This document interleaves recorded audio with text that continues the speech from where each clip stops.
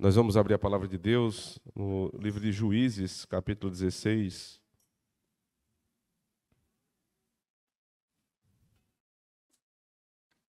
Juízes 16 marca o final da história de Sansão. Nós vamos ver como, mais uma vez, ele se afeiçoa por mulheres que não são mulheres piedosas, e isso é a sua grande derrota de vida de um homem quando ele é levado pelos seus próprios sentimentos. Juízes 16, todo o capítulo diz assim: E foi Sansão a Gaza e viu ali uma mulher prostituta e entrou a ela. E foi dito aos gazitas: Sansão entrou aqui. Cercaram-no e toda a noite lhe puseram espias à porta da cidade, porém toda a noite estiveram quietos, dizendo: Até a luz da manhã esperaremos, então o mataremos.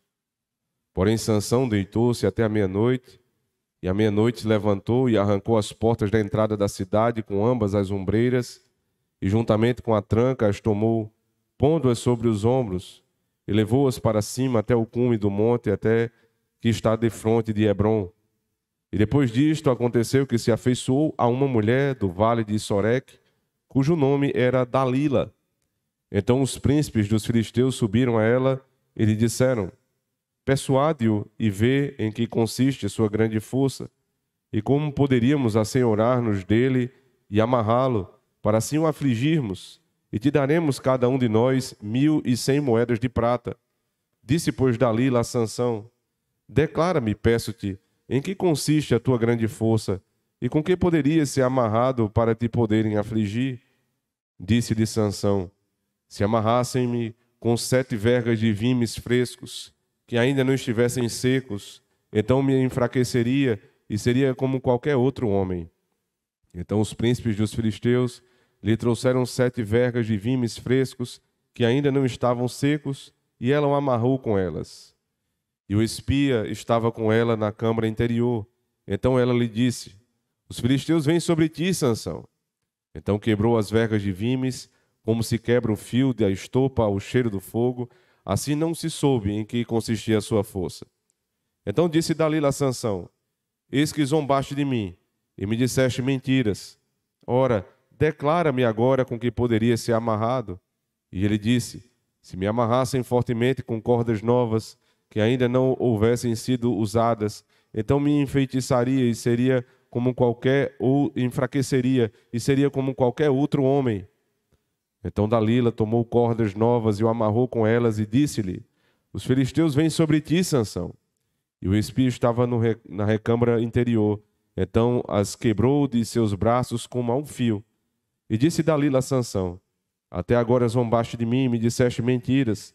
Declara-me, pois, agora, com que poderia ser amarrado? E ele lhe disse: Se teceres 7 tranças dos cabelos da minha cabeça com o liço da teia. E ela os fixou como estaca e disse-lhe: Os filisteus vêm sobre ti, Sansão. Então ele despertou do seu sono e arrancou a estaca das tranças tecidas, juntamente com o liço da teia. Então ela lhe disse: Como dirás, tenho-te amor, não estando comigo o teu coração? Já 3 vezes zombaste de mim, e ainda não me declaraste em que consiste a tua grande força. E sucedeu que, importunando ela todos os dias com as suas palavras e molestando a sua alma, se angustiou até a morte. E descobriu-lhe todo o seu coração e disse: Nunca passou navalha pela minha cabeça, porque sou nazireu de Deus, desde o ventre de minha mãe. Se viesse a ser rapado, e se ia de mim a minha força, e me enfraqueceria, e seria como qualquer outro homem. Vendo, pois, Dalila, que já lhe descobrira todo o seu coração, mandou chamar os príncipes dos filisteus, dizendo: Subi esta vez, porque agora me descobriu ele todo o seu coração. E os príncipes dos filisteus subiram a ter com ela, trazendo com eles o dinheiro. Então ela o fez dormir sobre os seus joelhos, e chamou a um homem, e rapou-lhe as 7 tranças do cabelo de sua cabeça, e começou a afligi-lo, e retirou-se dele a sua força. E disse ela: Os filisteus vêm sobre ti, Sansão. E despertou ele do seu sono, e disse: Sairei ainda esta vez como dantes, e me sacudirei. porque ele não sabia que o Senhor se tinha retirado dele. Então os filisteus pegaram nele e arrancaram-lhe os olhos, e fizeram-no descer a Gaza, e amarraram-no com as 2 cadeias de bronze, e girava dele um moinho no cárcere. E o cabelo da sua cabeça começou a crescer, como foi rapado.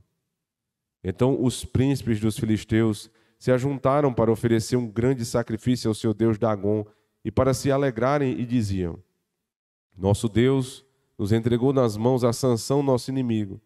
Semelhantemente, vendo o povo, louvava ao seu Deus, porque dizia: Nosso Deus nos entregou nas mãos o nosso inimigo, e ao que destruía a nossa terra, e ao que multiplicava os nossos mortos. E sucedeu que, alegrando-se-lhes o coração, disseram: Chamai a Sansão para que brinque diante de nós.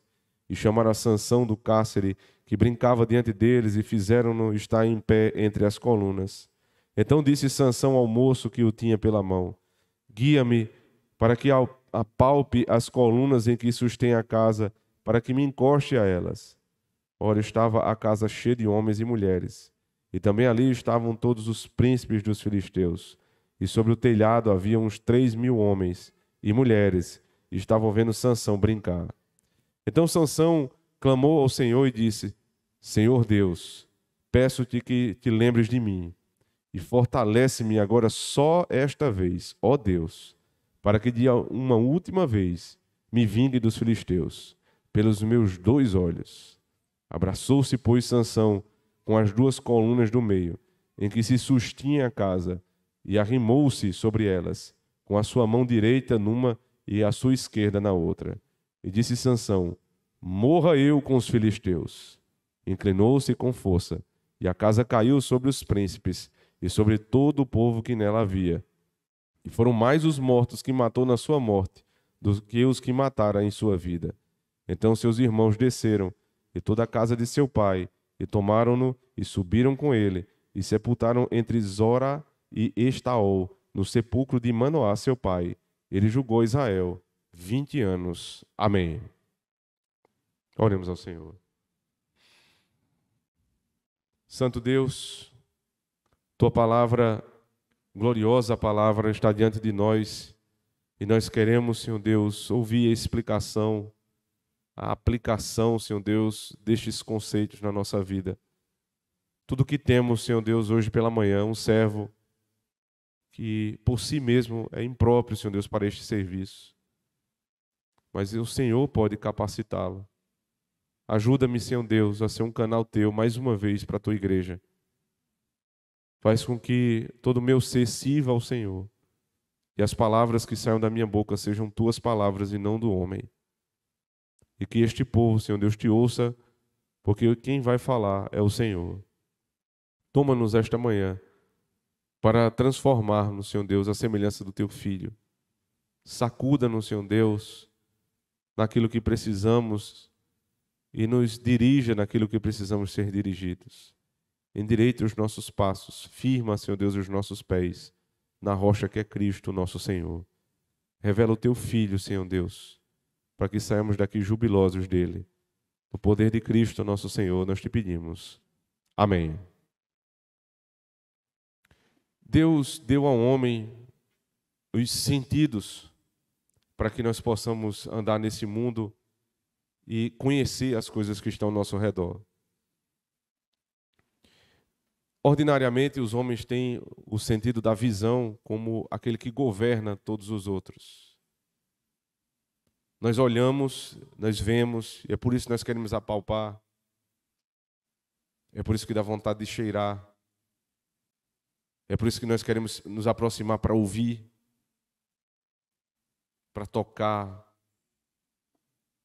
Nós queremos, irmãos, ter essa condição de exercitar os nossos sentidos, o paladar, o olfato, a visão, a audição, tato.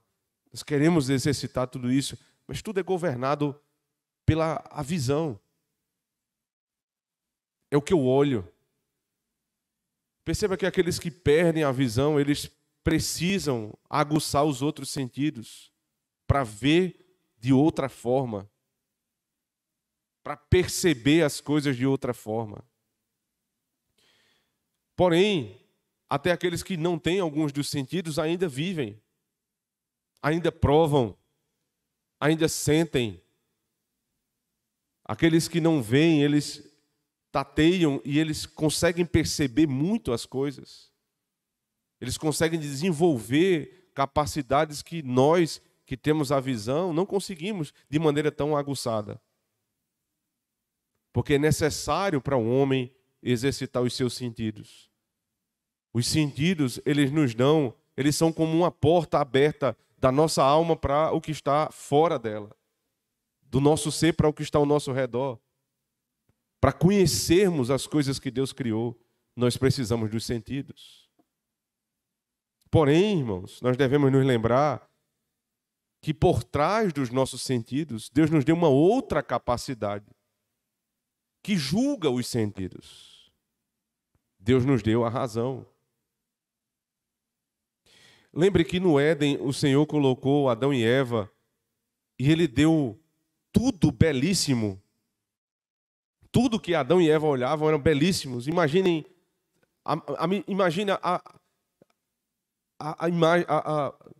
a vista mais maravilhosa que você já teve na vida. Você tem aquela vista, mas você logo passa dela e vê algo feio. Mas na imagem que Adão tinha no Éden, tudo era perfeito. Ele olhava para a mulher era linda. Ele olhava para a natureza, era linda. Ele olhava para os frutos, eram belíssimos. Ele comia, era gostoso. Ele se sentava, onde ele se sentava era agradável, confortável. O que ele tocava era agradável, o tato. Tudo foi feito para exercitar os seus sentidos. Mas Deus não o fez para ser governado pelos seus sentidos. Deus não disse, siga o teu coração.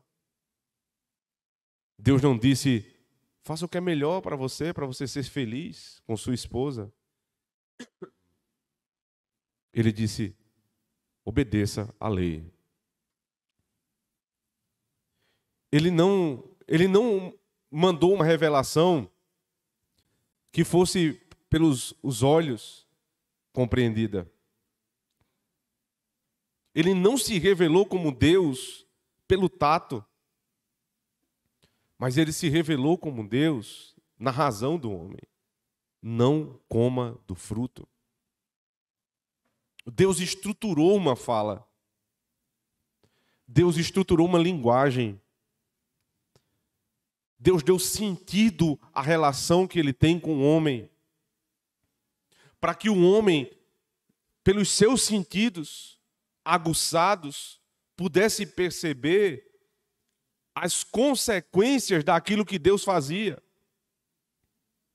Então, o cerne da consagração do homem, do relacionamento do homem, estava baseado não naquilo que ele sentia, via, tocava, mas naquilo que ele se submetia. Porque enquanto a razão humana se submeteu à lei de Deus, o homem viveu bem. Enquanto a razão humana, compreendendo a fala de Deus, esteve em relacionamento santo com Deus, em obediência, não comendo do fruto, ele teve comunhão com o seu Salvador, com o seu Senhor, e teve comunhão com a sua esposa e com a sua criação. O que fez o homem perder a comunhão e ter a alegria de viver no Éden foi justamente quando ele passou a ser governado pelo que ele sentia, pelo prazer, pelo que era agradável aos olhos. Na descrição de Eva, quando ela vai falar para Adão a respeito do fruto, o fruto proibido que estava sendo incitado a ser comido por meio da serpente, ela diz, ele é agradável aos olhos. Ele é bom para se comer. O meu olho, eu era governado pela razão segundo a lei de Deus, mas agora os meus olhos se agradam daquilo que Deus diz que não é bom. E eu começo a dizer que é bom o que Deus diz que é ruim, e dizer que é ruim o que Deus diz que é bom. Deus me deu sentidos para honrá-lo. Porque se a minha razão estivesse submissa à lei de Deus, os meus sentidos não iriam jamais me trair. Nós tocaríamos nos frutos para dar glória a Deus. Nós olharíamos para as coisas belas para glorificar a Deus. Nós cheiraríamos o perfume de Cristo. Nós veríamos as coisas boas da vida. Mas quando nós rejeitamos a lei de Deus desde o Éden, nós enxergamos no que é proibido, o que é bom. O cheiro de morte passa a ser cheiro de vida. O que é doce ao paladar do homem é amargo ao paladar de Deus. Ouvir a palavra do Senhor dá comichão nos ouvidos, mas ouvir as coisas do mundo nos são muito agradáveis. A gente passa horas ouvindo o mundo. E 1 horinha por semana para escutar a pregação, nosso ouvido já dá comichão. Um homem que vive vendido aos seus sentidos já não tem mais comunhão com o seu Salvador. Essa era a condição de Sansão. Esse era o grande pecado de Sansão. Esse era o calcanhar de Aquiles. Essa era a sua fraqueza. Ele era um homem que podia arrancar as correntes que o prendiam. Ele tinha poder, como ele fez aqui no capítulo 16, de chegar nas portas da cidade e arrancar porta com umbrais e tudo. Mas ele não tinha poder contra a sensualidade de uma mulher. Ele não conseguia refrear a sua visão.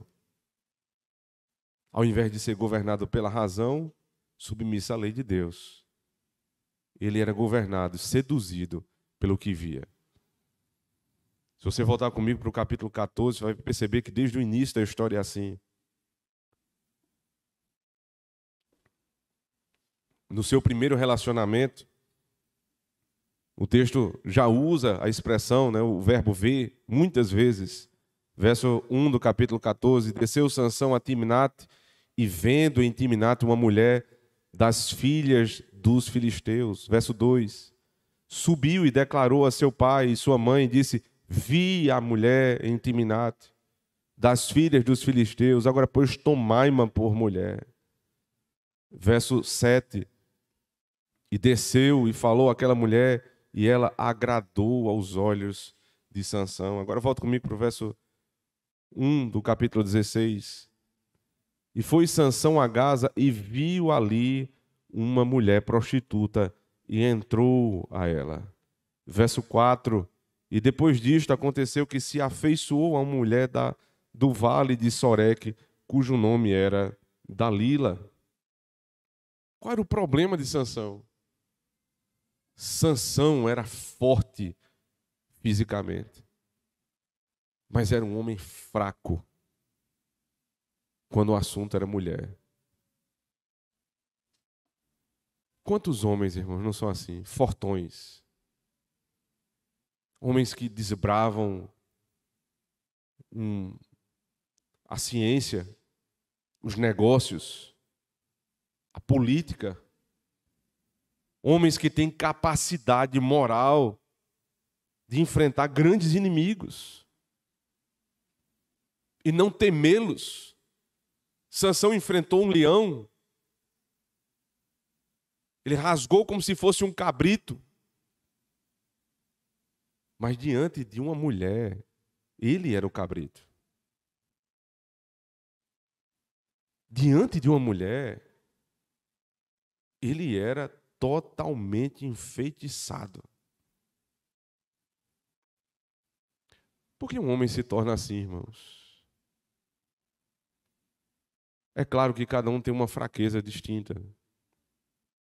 É claro que isso pode ser mais aguçado na vida de alguns homens e menos na vida dos outros. Mas é da natureza do homem ser seduzido pelo que vê. Não é muito comum a mulher ser assim. É mais próprio da natureza feminina ela ser seduzida pelo que ela ouve. As mulheres, elas têm um padrão estético assim de exigência para um homem menor, né? Graças a Deus por isso, em certo sentido, né? Mas elas têm essa capacidade de enxergar o que o outro fala, de perceber na fala aquilo que a atrai de fato. Mas o homem não, o homem é da natureza pecaminosa do homem, vê e se afeiçoar. Ele quer possuir, ele quer ter a mulher. E isso destrói a natureza humana e a natureza masculina. Lá atrás nós já lemos aqui um dos livros de Douglas Wilson, posso estar enganado, mas eu tenho quase certeza que foi no livro Futuros Homens. Ele dedica um capítulo à sedução. Ele fala isso também no Marido Federal. Os homens se acham masculinos, porque eles se deixam seduzir por uma mulher. Então, um homem másculo é o que ele vai para um prostíbulo e as mulheres estão ali, seminuas, dançando na frente dele. E eles pagam tudo, eles tiram o que tem do bolso, eles tiram da feira de casa para pagar aquela mulher que está seduzindo ele. Em menor grau, mas ainda assim em prostituição, eles se deixam seduzir por mulheres e são levados como ovelhas para o matadouro. Ora, não é assim, exatamente assim que descreve no livro de Provérbios, capítulo 7, o sábio Salomão, a respeito da mulher prostituta? Ela está perambulando, ele está na sua casa e o homem tolo está perambulando sem saber para onde ir. E ela chama aquele homem para a sua recâmara e diz: vem, meu marido viajou. Está tudo pronto, a cama está pronta. Ninguém vai saber. E ela se mostra como essa mulher. E ele vai. E a descrição é como um boi, como uma ovelha sendo levado para um matadouro. Ora, se é como ovelha, aquela pessoa não está sendo levada, ela não está tendo controle da situação. Percebe? Um homem seduzido por uma mulher é um homem descontrolado. É um homem que está sob o controle dela naquela determinada situação. Portanto, a relação que surge dali não é uma relação entre um homem másculo bíblico, mas um homem efeminado. Um homem que é governado pelo que vê e toma decisões a respeito de com quem vai casar, com quem vai se relacionar, simplesmente, meramente pela beleza feminina, é um homem vendido aos seus sentidos. E aqui eu aproveito para dizer às mulheres, Deus as dotou de beleza, de formosura, que é um elemento, sim, desta relação entre homem e mulher, mas que não pode ser usado por estas mulheres, por vocês, como argumento final para ganhar um homem. Porque os homens que vocês ganharem por conta do corpo, vocês também perderão por conta do corpo. Se vocês ganham um homem por conta do corpo que tem, vocês perderão este homem por corpo de outra mulher que terá melhor que o seu.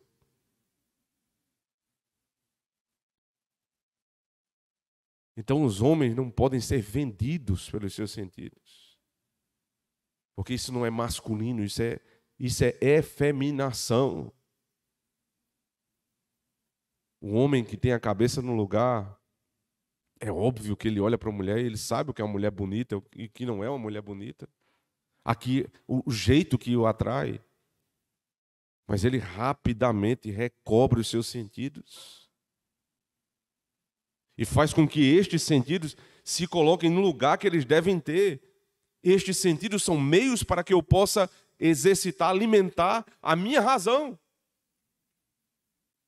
E a minha razão vai filtrar o que me dizem os sentidos. Não a minha razão isolada, mas a razão humana submetida à lei. Aí eu vou me lembrar, o que é que diz a lei de Deus a respeito de uma mulher? Ela é temente a Deus. É a razão que informa isso. Como é que a razão vai trabalhar? Pelos sentidos. Você ouve, você conversa com ela, você tem relacionamento com ela natural, social, e você vai informando isso à tua razão. De fato, ela é uma mulher cristã.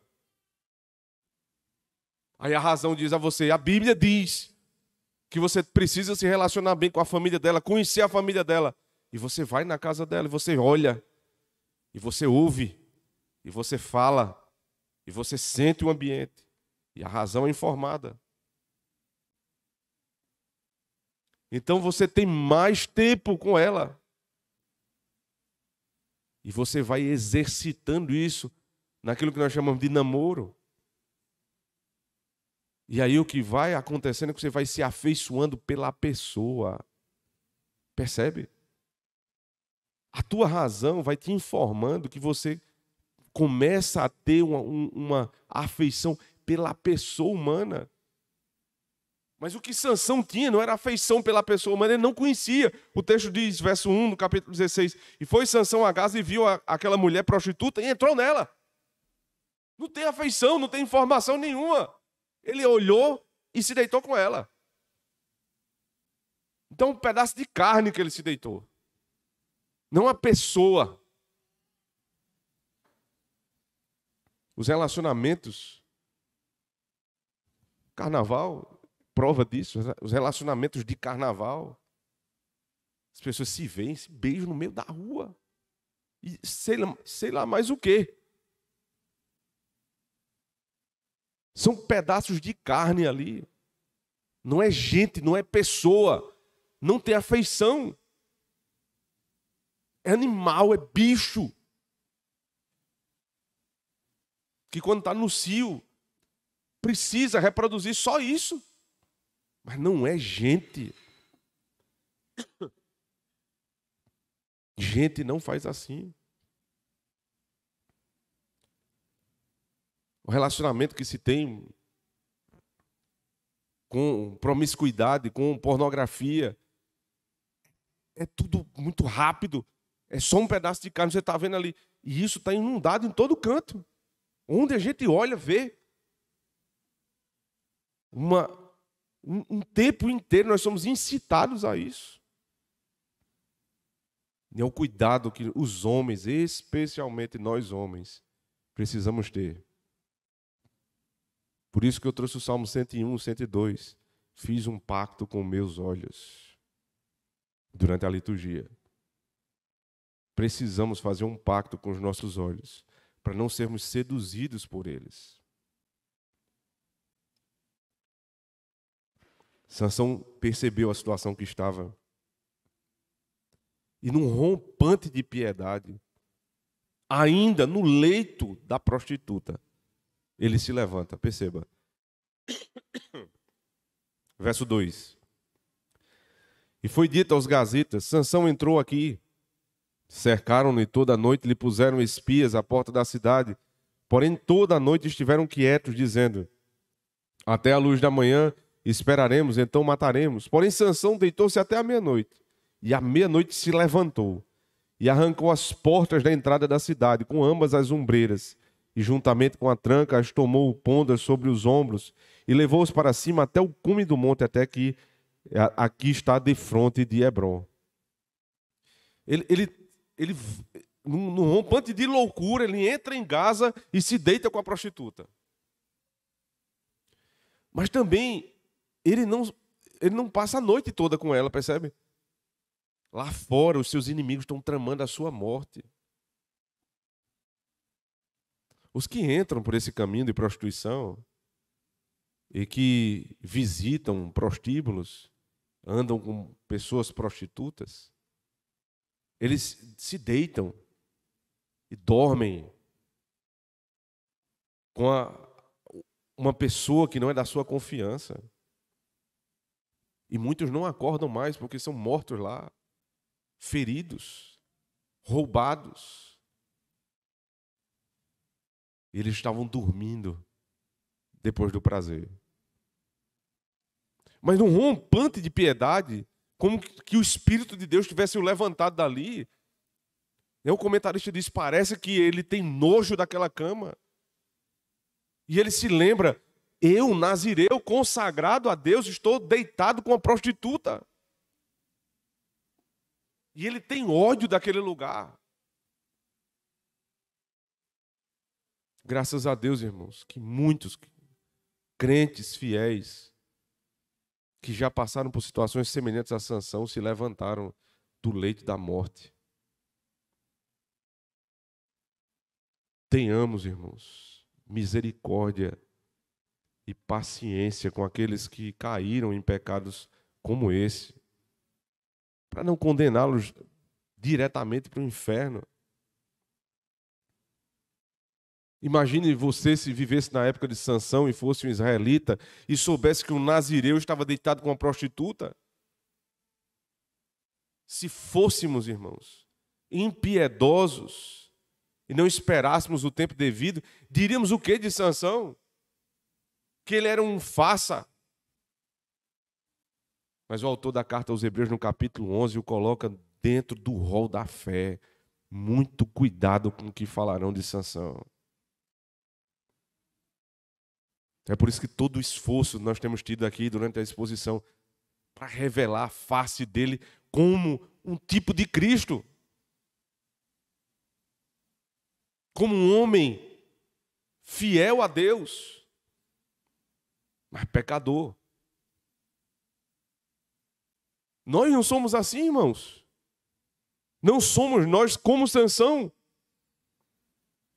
Sinceros na nossa fé, no amor que temos a Cristo, mas hipócritas, fracos, vendidos muitas vezes aos nossos sentidos. E vamos tratar uns aos outros assim? Quantas vezes Sansão já não foi humilhado dentro da igreja de Cristo? Mas o autor da carta aos Hebreus lhe dá a honra de estar ao lado de Davi, de Abraão, de Isaac, de Jacó. Quem foi Davi? Se não também alguém que adulterou e foi assassino? Quem foi Abraão? Se não mentiroso? Quem foi Jacó, se não enganador? Mas eles não são e não podem ser conhecidos assim. Cuidado com o que falam dos servos de Deus, irmãos. Nós somos tais quais Sansão.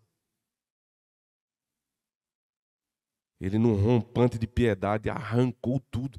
Ele se sentiu enojado da cama que ele estava. Mas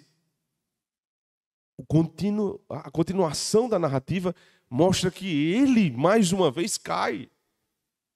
E no mesmo pecado, observe. Verso 4. E depois disto aconteceu que se afeiçoou a uma mulher do vale de Soreque, cujo nome era Dalila.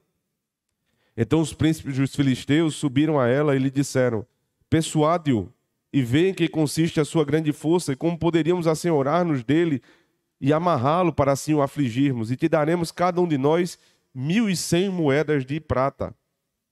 E disse, pois, Dalila a Sansão: declara-me, peço-te, em que consiste a tua grande força, com que poderia ser amarrado para poderem afligir.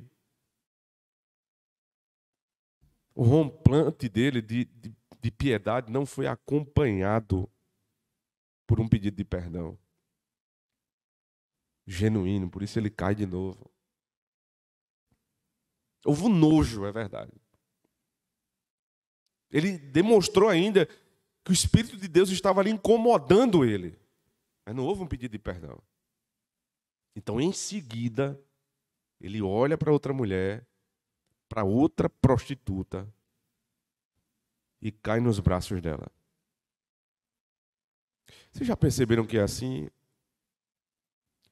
Um homem, ele tem um relacionamento, casado, como todos os homens devem ter, ele constrói uma família, e aí ele decide se separar. Os irmãos lembram que lá no capítulo 14, em Timnat, ele teve uma mulher de verdade. Ele se casou com uma mulher.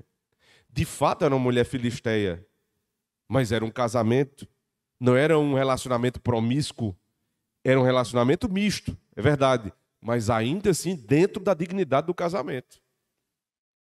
De lá para cá, depois que ele deixou a primeira mulher, ele não tem mais nenhum relacionamento como o primeiro. Porque erra quem pensa que ele de fato se casou, como nós conhecemos casamento, com Dalila. Não há um momento sequer que ele a leve para casa. Não há compromisso entre eles dois. Muito provavelmente, o que os comentaristas dizem é que ela era outra prostituta. O argumento mais forte para isso é porque os filisteus oferecem dinheiro para ela. É ele que vem a encontrá-la, não é ela que mora com ele. Então ele vai até ela encontrá-la. E ela recebe dinheiro para poder traí-la. Em momento nenhum o texto diz que ela se afeiçoou a ele, mas diz que ele se afeiçoou a ela. Os homens que entram em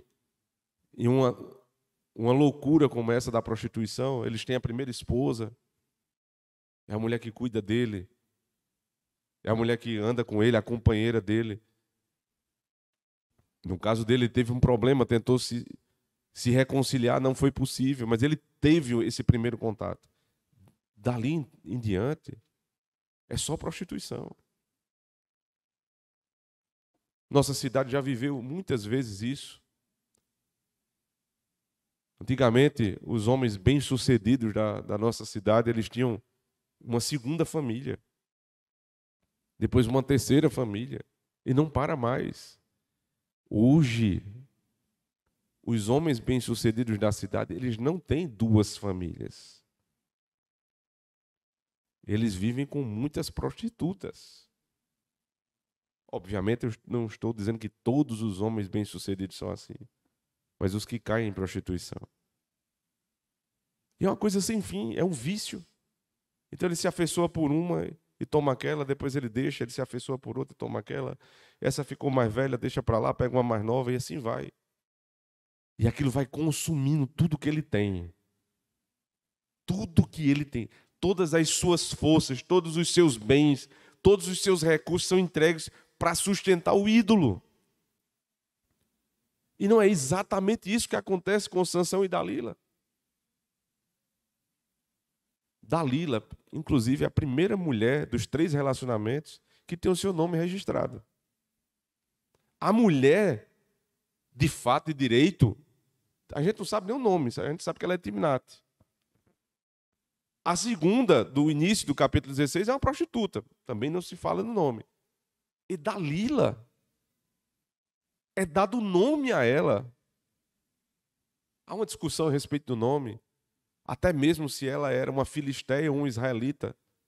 Porque o nome dela, muito provavelmente, vem da palavra lailá, que é noite em hebraico.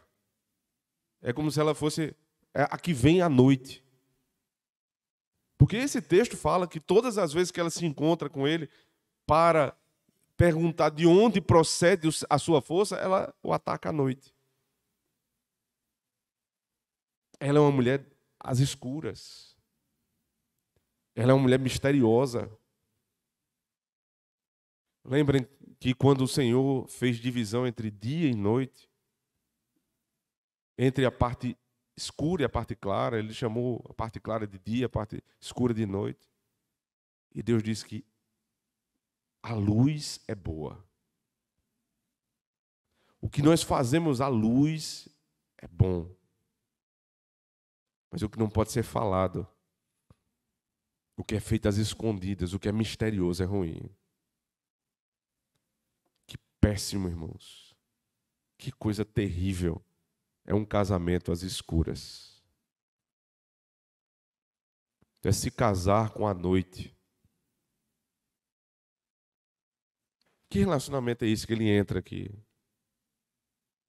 É uma mulher que todo dia de noite ela tem algo a oferecer para ele que é o único motivo dele estar com ela. Ele viu que ela era bela, se afeiçoou pelo corpo dela. Então ele quer ter um pedaço de carne e ela dá. E ela, em troca, quer ter vantagens, dinheiro. Todo dia ele se deitava com essa mulher. E o relacionamento era um relacionamento de segredo, de mistério, de mentira. Ela diz aqui algumas vezes, né, quando ele começa a enganá-la. Observe. Verso 10. Então disse Dalila a Sansão: eis que zombaste de mim e me disseste mentiras. Me disseste mentiras. Verso 13. E disse Dalila a Sansão: até agora zombaste de mim e me disseste mentiras. Era assim que eles lidavam um com o outro. Por que ele não dizia a ela? Porque no fundo, Sansão sabia com quem estava lidando. Ele sabia, ele era um tolo vendido. Com todo respeito a Sansão. Mas ele se colocou nessa situação.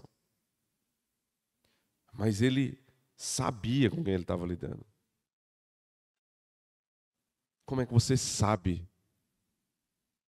com quem você está lidando e entra num relacionamento como esse? Para os que casaram, não tem mais o que fazer. Estão casados agora, tem que cumprir o voto. Mas para os que estão ainda pensando em se casar, não sejam tolos, não sejam loucos. Os sinais estão aí. Se você não se deixar ser vendido pelos seus sentidos, você vai perceber com quem você está lidando. Peça discernimento ao Senhor. Não se venda pelos seus olhos. E mulheres, não se vendam pelos seus ouvidos.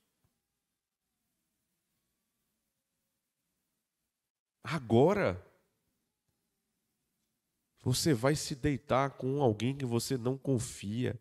As brincadeiras deles eram essas. Um zombava da cara do outro. A brincadeira de Sansão era zombar da mulher. Porque ele sabia que era uma traidora. O relacionamento conjugal, ele é o ápice da intimidade e o ápice da confiança. Não é só porque nós deitamos na mesma cama. É porque neste ato simbólico, muitas outras coisas estão envolvidas. Aquela pessoa do teu lado sabe coisas que ninguém mais sabe. Você abre para ela coisas que ninguém mais vai saber, nem teus pais, nem teus avós, nem teu melhor amigo. E ela resolve te trair. E ela tenta todos os dias. Ela é uma mulher insistente na maldade, veja. A primeira vez ela pede, verso 6, de que consiste a tua grande força? Aí no verso 7 ele diz, se me amarrarem com 7 vergas de vimes frescos que ainda não estiverem secos, então me enfraqueceria. Isso não funciona. Não funciona. Verso 11, e ele lhe disse, se me amarrassem fortemente com cordas novas, que ainda não houvessem sido usadas, então me enfraqueceria e seria como qualquer outro homem. Ela amarra, não funciona. Verso 13, e disse Dalila a Sansão, até agora zombaste de mim e me disseste mentiras, declara-me, pois, agora, com quem poderia ser amarrado. Aí ele diz, se teceres 7 tranças dos cabelos de minha cabeça com um liço da teia. Você percebe que ele começa falando de vime e depois vai chegando no ponto, teia de cabelo da minha cabeça. Na insistência. Você vai brincando com o pecado. Você brinca uma vez com o pecado, dá certo, você se safa. Ufa, não houve nada. Então amanhã eu vou fazer de novo. Aí você vai lá e brinca mais uma vez. Não houve nada. E você vai aumentando a aposta até que dá errado. Porque Satanás, ele é insistente. Observe o verso 15.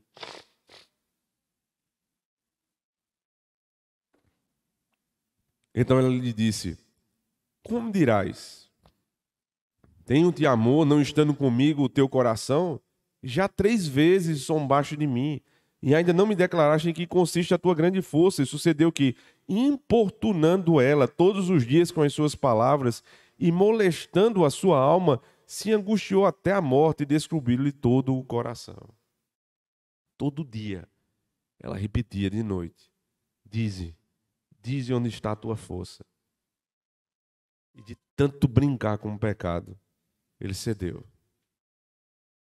E ele descobriu todo o coração dele. Aqui está revelada a natureza da relação dos dois. Um não revelava o coração para o outro. Isso não é casamento. Se você convive com alguém que não pode ouvir você revelar o seu coração para ela, você não está casado. Sansão não revelou porque ele sabia com quem ele estava lidando. No dia que ele revelou, ela o traiu.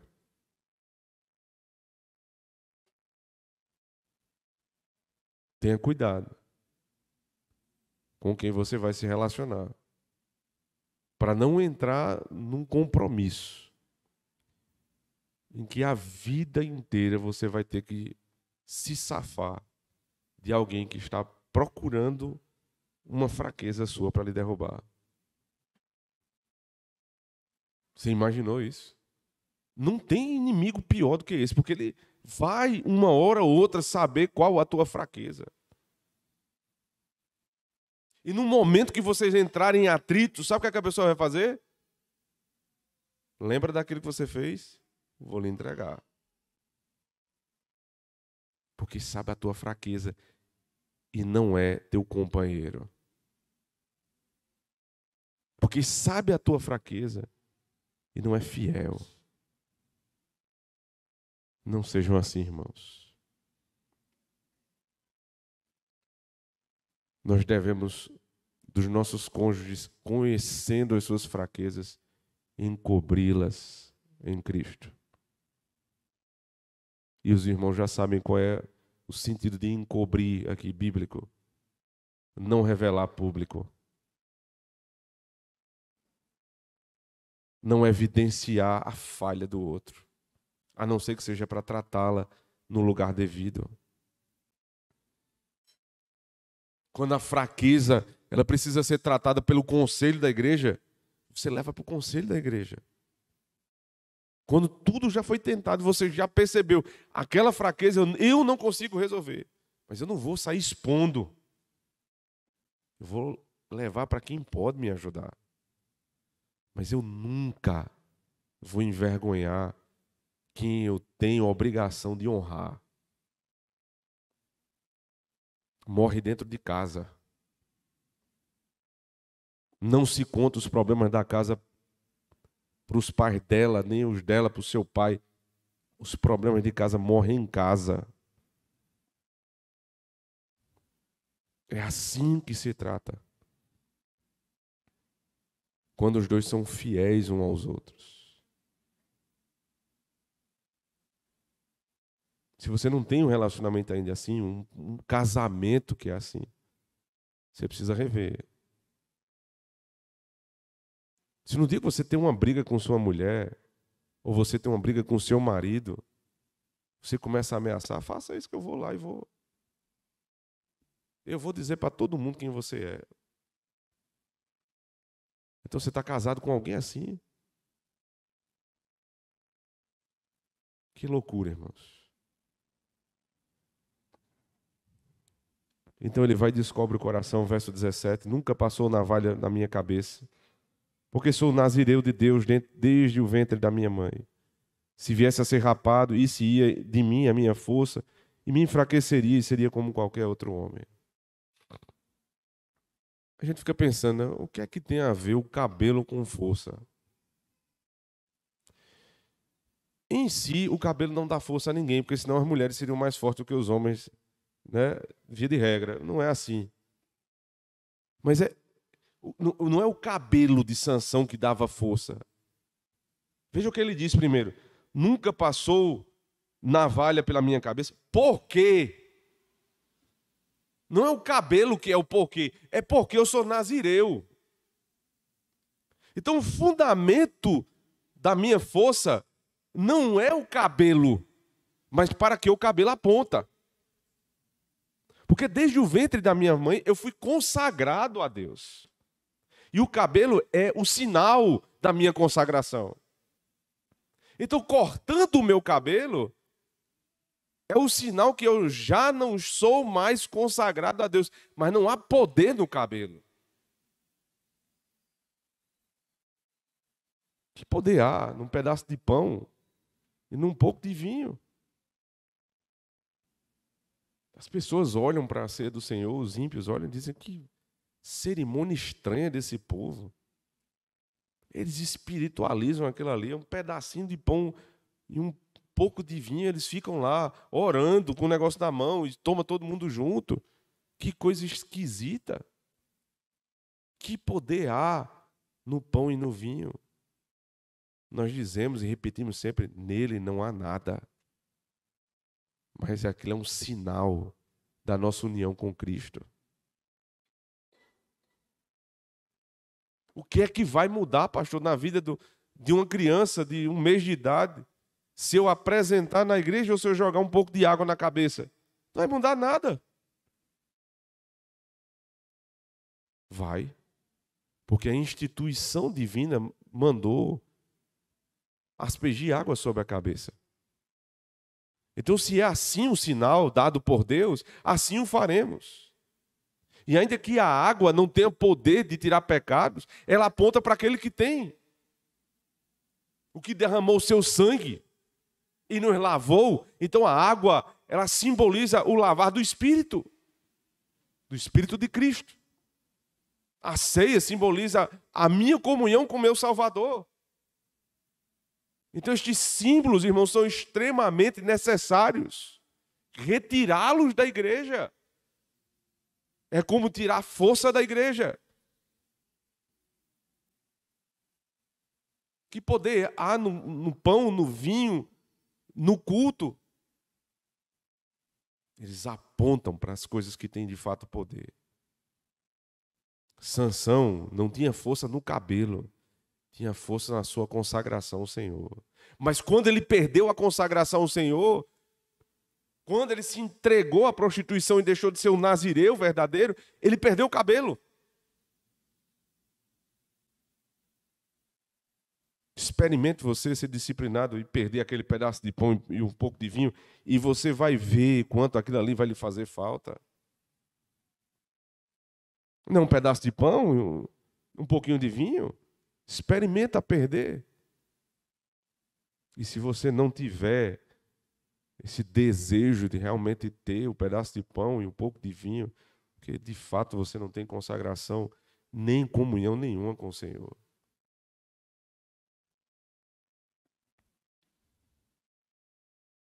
O texto continua, verso 18. Vendo, pois, Dalila, que já lhe descobrira todo o seu coração, mandou chamar os príncipes dos filisteus, dizendo: subi desta vez, porque agora me descobriu ele todo o seu coração. E os príncipes dos filisteus subiram até a ter com ela, trazendo com eles o dinheiro. Então ela fez dormir sobre os seus joelhos e chamou a um homem, rapou-lhe 7 tranças de cabelo da sua cabeça e começou a afligi-lo e retirou-se dele a sua força. Sabe como foi que ela fez para traí-lo? O que é que ele gostava? Das carícias e do prazer daquela mulher. Ela o enfeitiçou, colocando ele para dormir no seu colo. Você colocar o seu cônjuge para dormir no seu colo, você passa uma mensagem que é o seguinte: pode descansar que eu vou ficar acordado. Você dorme e eu vou cuidar de você. Essa é a mensagem. Enquanto isso, ela estava traindo.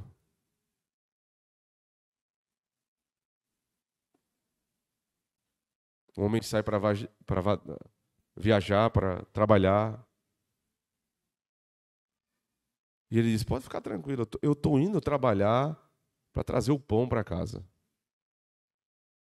E ele vai se deitar no colo de outra mulher.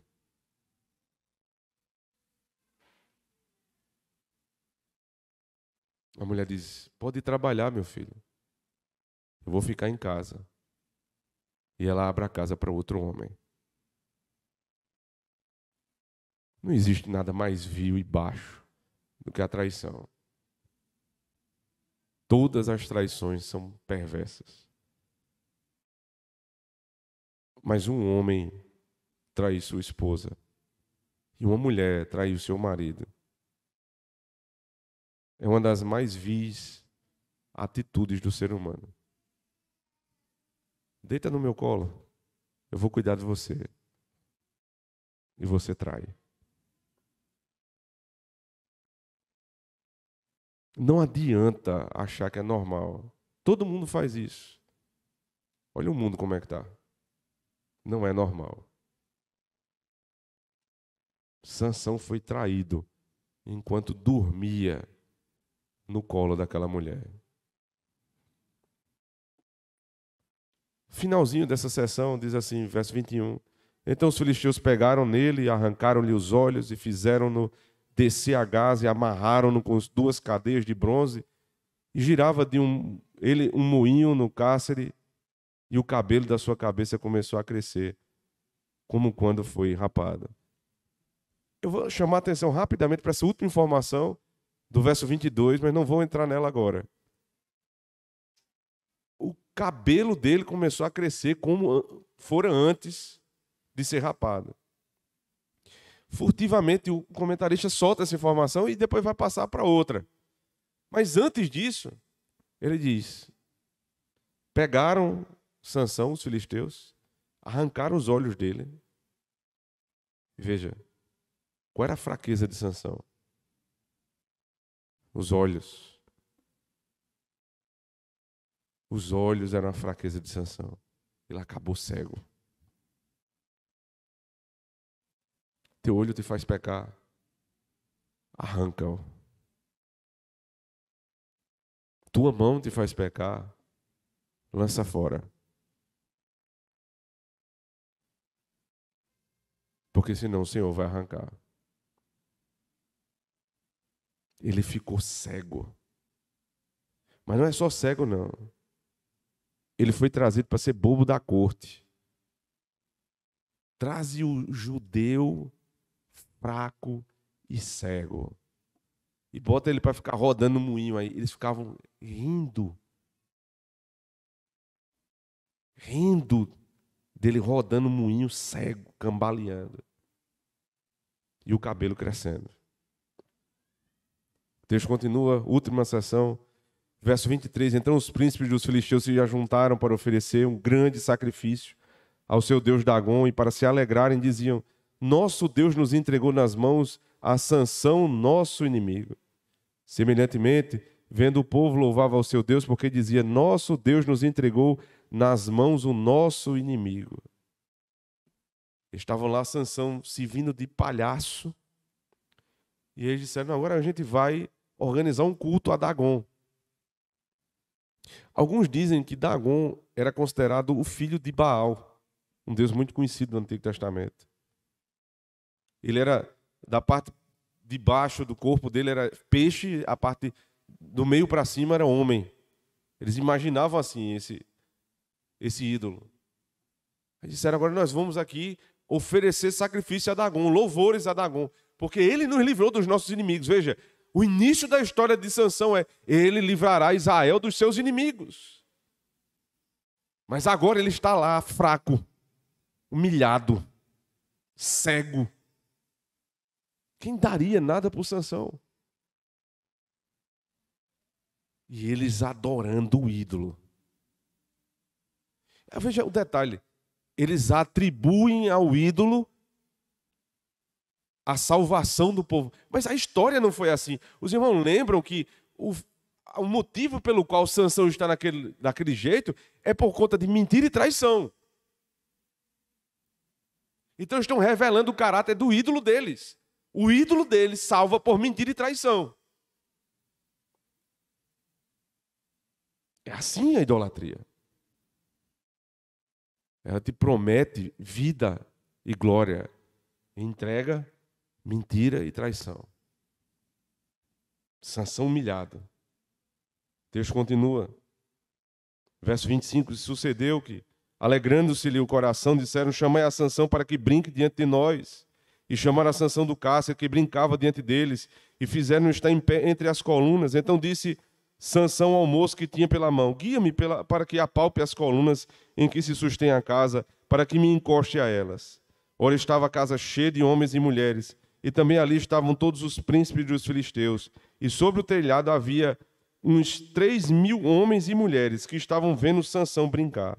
Então Sansão clamou ao Senhor e disse: Senhor Deus, peço-te que te lembres de mim e fortalece-me agora só esta vez, ó Deus, para que de uma vez vingue os filisteus pelos meus 2 olhos. Sansão estava humilhado, mas ele não esqueceu quem ele era. Nesse momento que Sansão ora ao Senhor para que vingue, muitos crentes aqui, eles entram num debate que não tem consistência nenhuma, acusando Sansão de ser vingativo e suicida. Ele não é uma coisa nem outra. Porque os irmãos têm que lembrar quem é a figura de Sansão. A que ele se propõe no texto. Ele não defende a pessoa física de Sansão. Ele é juiz de Israel. Ele é homem público. Ele representa o povo de Deus. A vitória de Sansão é a vitória do povo de Deus. A derrota de Sansão é a derrota do povo de Deus. Então a intercessão de Sansão por força não é uma intercessão por si, é uma intercessão para que Deus dê força e vitória a Israel. Então ele recobra as forças. E lembrem, verso 22, e o cabelo da sua cabeça começou a crescer. Ora, se o corte de cabelo foi um indicativo de que ele havia se apartado de Deus, o crescer o cabelo é um indicativo que ele se arrependeu e está novamente restaurado com Deus. E os seus inimigos estavam tão cegos, eles agora, que não viram o cabelo crescendo. A idolatria dos inimigos cegou a visão. E Sansão, que sempre foi traído pelos seus olhos, estando cego agora, vê. O apóstolo Paulo sempre viu tudo como um fariseu. E enxergava o detalhe, a minúcia do pecado do outro.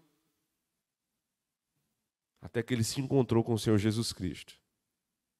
E ficou cego.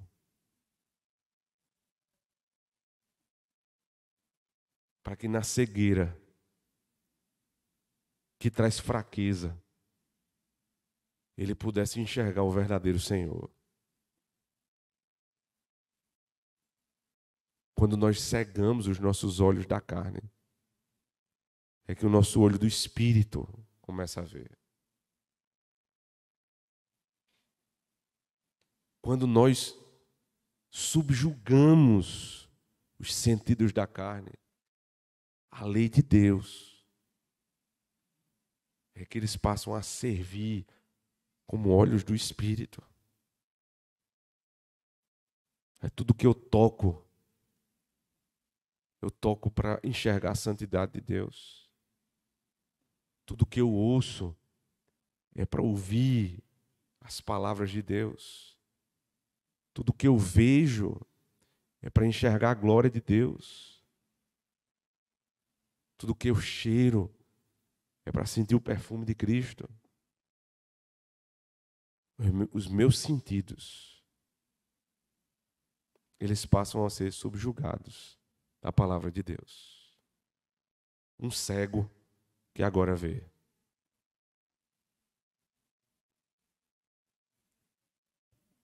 O profeta Isaías disse que o Messias viria. Quando ele viesse, os coxos andariam. Ele disse: o mudo vai falar, o pobre vai ter força e o cego vai ver. Ele vai tirar as cadeias dos presos. No início dos evangelhos, o nosso Senhor Jesus Cristo faz exatamente isso. Vê um coxo, ele diz: levanta e anda. Vem um mudo, fala. Vem um cego, vê. Vem um endemoniado, liberta. E Lázaro? Morto. Levanta, Lázaro, vem. Sansão não tinha mais força. Morto nos seus delitos e pecados. Zombavam dele. E o Senhor ouviu a oração dele e o tirou da morte para a vida. Na cruz do Calvário, Cristo disse: Senhor, está tudo consumado. Entregou seu espírito. Sansão orou por vingança.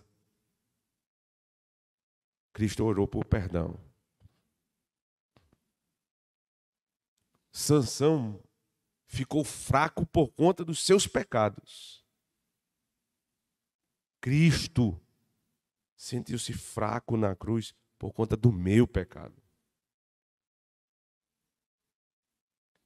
Sansão é um tipo de Cristo.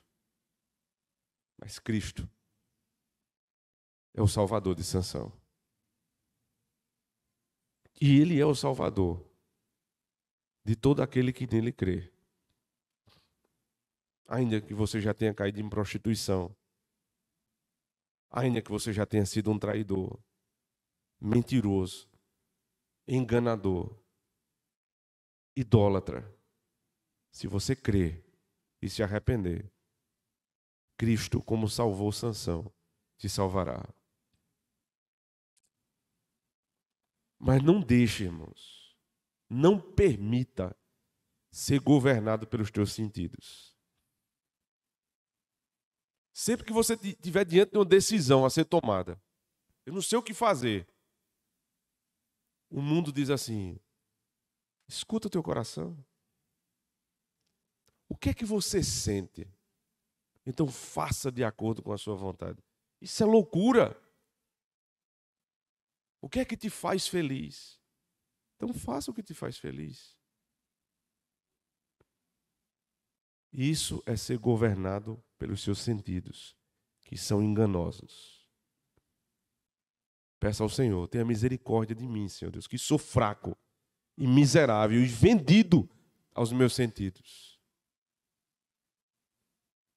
Me dá força, uma vez só, para vingar o teu povo. A vinda de Cristo, a segunda vinda de Cristo, não será mais para orar por perdão. Acabou. Ele vem para vingar o seu povo. E ele está vindo para vingar o seu povo. Os homens e mulheres de Deus que encontram forças em Cristo estão sendo usadas por Ele nesta vingança. Ou você está do lado dos que estão para vingar Cristo, ou você está do lado dos fracos e vendidos aos seus próprios sentidos. Queira Deus, estejamos do lado dele. Amém. Oremos ao Senhor. Nós louvamos o teu nome, ó Deus, pela glória do teu evangelho anunciado desde as santas escrituras do Antigo Testamento. Perdoa-nos, Senhor Deus, por sermos fracos, vendidos aos nossos próprios sentidos. Dá-nos força, Senhor Deus, para andar nos teus caminhos. E sempre que vacilarmos, ouve a nossa oração em Cristo e perdoa o nosso pecado, como tu fizeste com Sansão. No poder do Senhor nós te oramos. Amém.